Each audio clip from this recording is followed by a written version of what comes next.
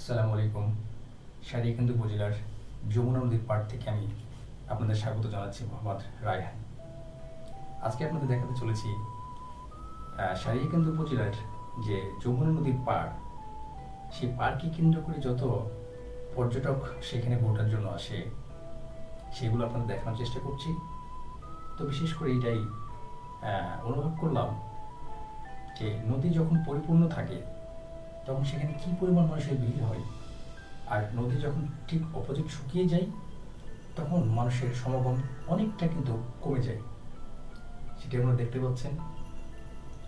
বলে দেখি, আমার মেয়ে পা ঝুঁকি ঝুঁকি কত যে আনন্দ পাচ্ছে। নদীতে সারি সারি নৌকা সাজানো, অনেক লোকের সমাগম সেখানে হয়েছে। কিন্তু সেখানে যদি পানি বেশি থাকতো সেক্ষেত্রে অনেক লোক আপনারা নিজেই দেখতে পাইতেন। তো আশা করি আপনারা নিজেই বুঝতে পারছেন। এইখানে দেখেন, এক দোকানি আলুর চিপস সে নিজ হাতে বানিয়ে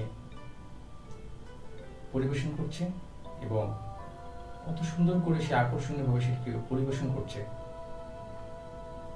আপনাদের নদী পাড়ের সামগ্রিক চিত্র কিছুটা হলে তুলে ধরার চেষ্টা করব, আপনাদের দেখানোর চেষ্টা করব। আপনারা দেখতে থাকুন। নদী পাড় থেকে সেই দিঘুলকান্দি পার্ক, যেখানে বাচ্চাদের খেলাধুলার জন্য সুন্দর একটি স্পট হিসেবে পরিচিতি ইতিমধ্যে লাভ করেছে, আপনাদের সেখানেও নিয়ে যাবো পর্যায়ক্রমে। দেখছেন আমার মেয়ে কবুতর ধরার জন্য সে ছোটাছুটি করছে, অবশ্যই সে পড়েই গিয়েছে।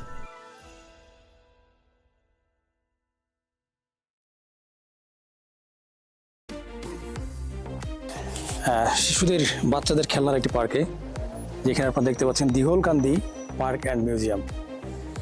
এটা হচ্ছে ফ্রন্ট ভিউ, এটা হচ্ছে রাস্তার সঙ্গে, এবং এখান থেকে আপনাদের ভিতরে নিয়ে যাচ্ছি। দেখেন, ভিতরে নিয়ে গেলে বুঝতে পারবেন এটার ভিউটা কত সুন্দর। হ্যাঁ, সিঁড়ি দিয়ে আস্তে আস্তে নামতে হবে। নামার পরে এই যে গেট দেখতে পাইতেছেন, এই গেটের পিছন দিয়েই সুন্দর একটি বাচ্চাদের খেলনার জায়গা করা রয়েছে। সেইখানে আপনার বাচ্চাদেরকে নিয়ে আসলে অনেকটা মজা উপভোগ করবেন।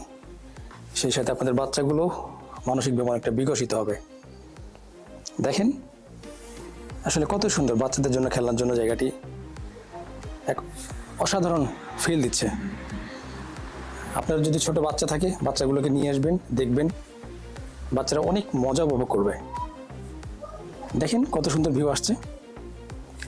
একমাত্র বাচ্চাদের জন্যই এই পার্কটি হয়তো বা নির্মাণ করছে এর মালিক। একে একে আপনাদের দেখাচ্ছি। দেখেন, পার্কের ভিতরে কিছু মুরগি দেখতে পাচ্ছি।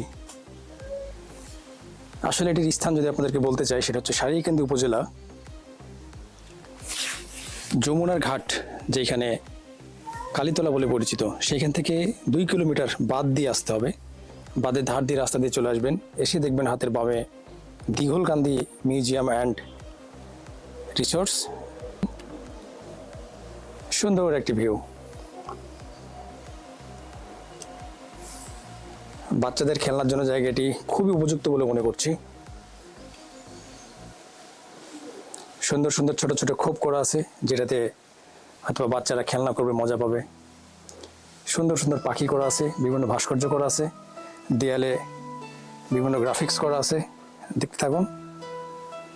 এই যে কতই না সুন্দর।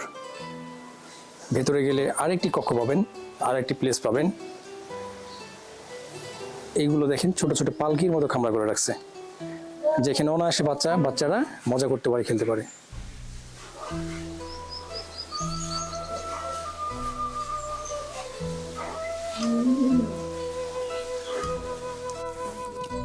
আমার মেয়ে দোলনাতে দোল খাচ্ছে, দেখেন অনেকটা মজা অনুভব করতেছে। আসলে বাচ্চাদেরকে যদি কোথাও ঘুরতে না নিয়ে যান, সেটা কিন্তু বাচ্চাদের বিকশিত করতে পারে না।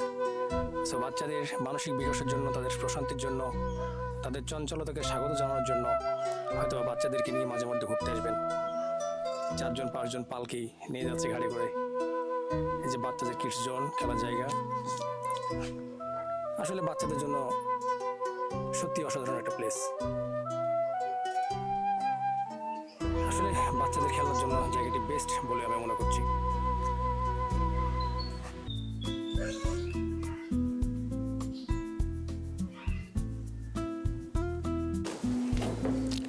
দ্বিতীয় স্টেপটি আপনাদের দেখানোর চেষ্টা করছি।